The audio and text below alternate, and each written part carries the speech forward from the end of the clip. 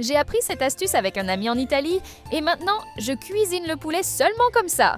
On va faire une ouverture dans 3 blancs de poulet, mettre 100 g de mozzarella à l'intérieur et faire quelques entailles légères sur le dessus.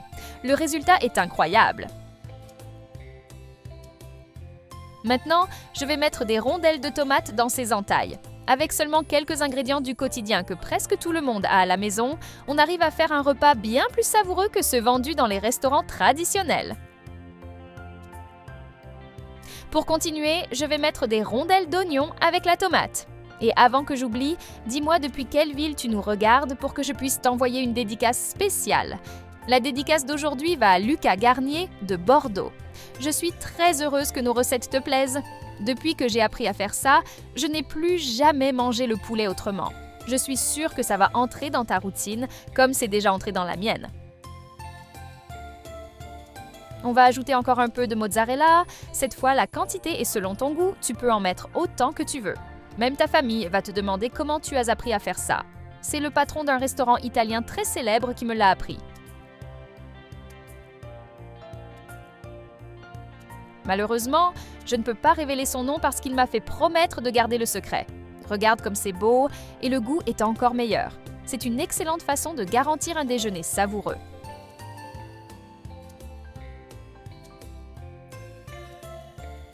Je vais transférer le poulet dans un plat en faisant attention à ne pas le défaire.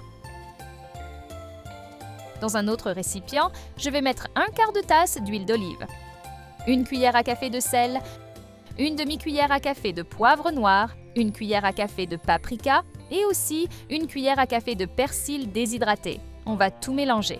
C'est exactement comme ça que la sauce doit être. Je vais l'étaler sur le poulet avec un pinceau de cuisine. C'est très important de bien le couvrir entièrement.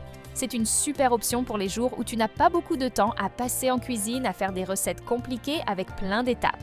À la place, prépare cette merveille qui prend seulement quelques minutes. C'est la preuve définitive que tu n'as pas besoin de dépenser beaucoup d'argent, ni même de sortir de chez toi pour avoir un dîner digne d'un restaurant 5 étoiles. Moi, j'en fais toutes les semaines.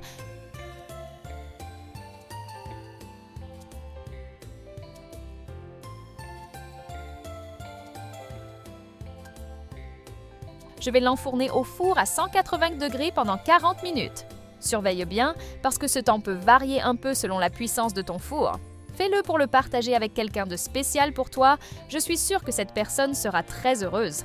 Mes amis qui font du sport me disent toujours que cette recette est très nourrissante. Tu peux prendre soin de ton corps sans renoncer à des recettes délicieuses.